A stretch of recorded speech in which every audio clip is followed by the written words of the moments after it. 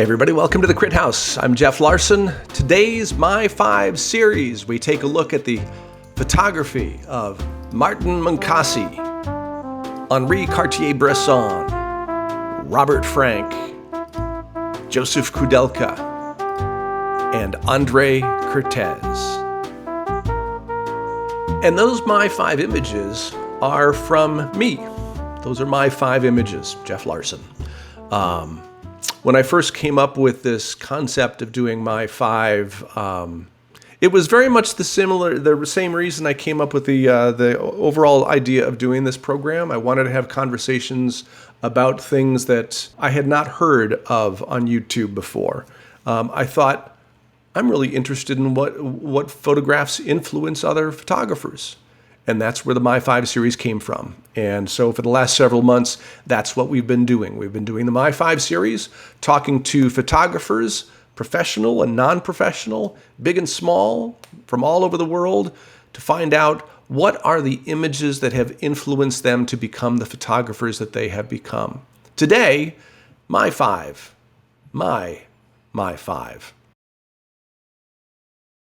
So just a little bit about me as a photographer. Not a professional, never have been, never will be. I'm just somebody who cares about it and wants to learn more. And these conversations help me learn more.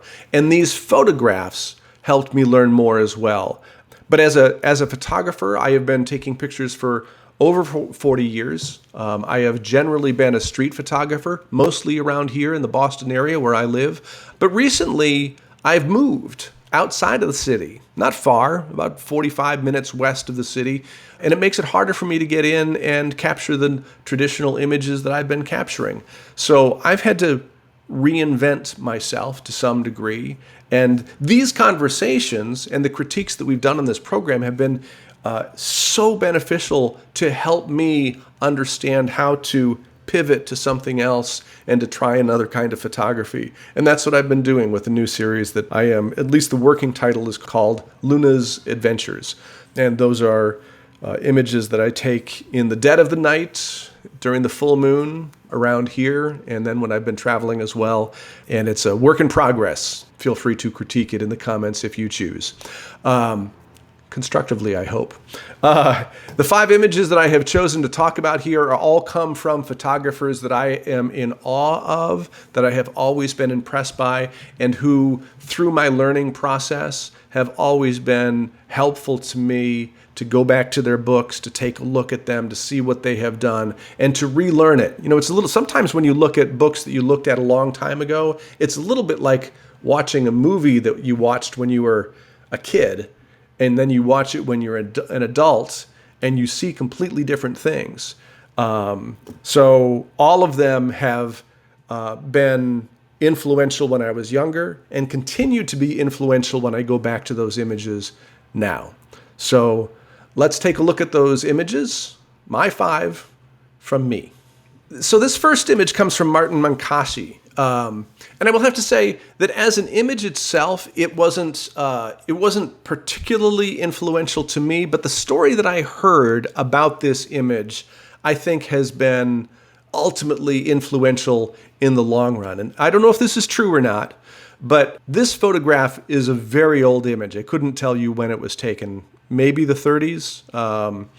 But this is in Tanganyika, if I remember correctly.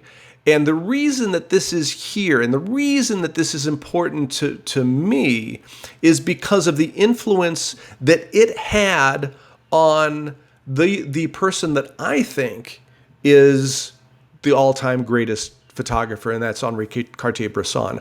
My understanding is that when Henri Cartier-Bresson saw this image, I believe it was before he was even a photographer, that he saw it and said, oh, photography can be art. And in some ways, this is the genesis of Henri Cartier-Bresson's artwork. And again, I know that there are some people who are not as big of a fan as Cartier-Bresson as I am. That's all well and good. But Cartier-Bresson, let's just go to the next image.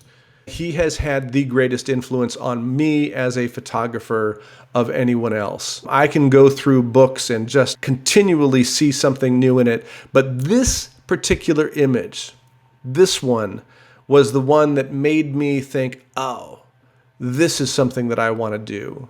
I delved into this to try to understand how this image was taken, and it helped me understand how I could become a better photographer by dissecting this image. And the way I think I learned about it, or the way I told myself, was that, oh, he saw this scene. He saw this giant, beautiful wall with these windows scattered about in staccato style on the wall, brightly lit. And then he found something in the foreground with these kids who were playing, those 7 boys who I'm sure he's interacting with at some level. And then that perfect moment when the portly gentleman with the hat wanders through the frame and he captures it so beautifully, everything comes together. And this was just that image for me that said, oh, you can do something. And it gave me the opportunity to break down what he was doing here. And you see this in so many other images that he captured. And that's very much the way that I shoot as a street photographer. I'll go find a place, find what I think is the frame, and then I wait. And I see how things come together. I think it's very much the way Alex Webb gathers images as well. I may be wrong about that. I don't know enough about Alex Webb to say it, but that's how I imagine him shooting. He is also somebody who's at the top of my list of all-time great photographers. My third image is one of these images that is just so compelling to me, from Robert Frank and the Americans. This in New Orleans on a trolley. And there are just so many levels to this photograph that just, I mean, I'm sitting here and I have looked at this thousands of times, and I just continue to be moved by it.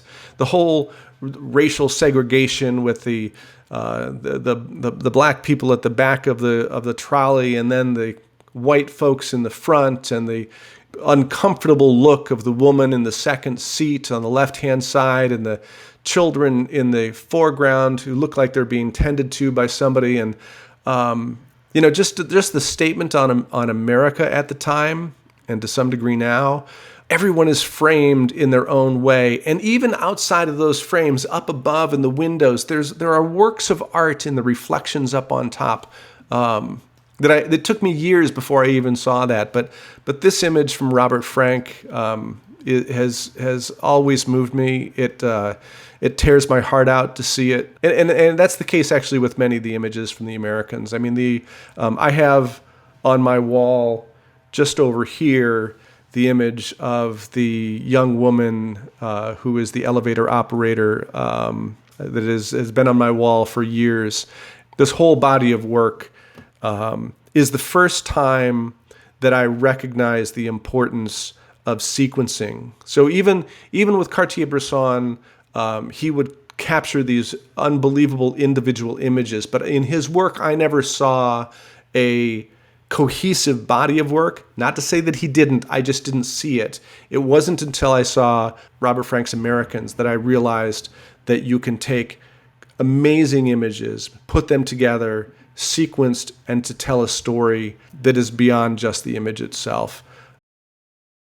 That is something that is similar that I see in Josef Koudelka's work, going back to his time in Czechoslovakia, going back to his work with exiles, and all of the early work that he did. This particular image for me has always struck me as just this incredibly powerful, emotionally moving image. Now, this is a man who is apparently a criminal of some kind. I don't know the story of it, but you see the police on the upper left with the dog, and he's being led someplace, and even the tire tracks that are coming through the frame intersect with his neck. It's almost like it's a noose.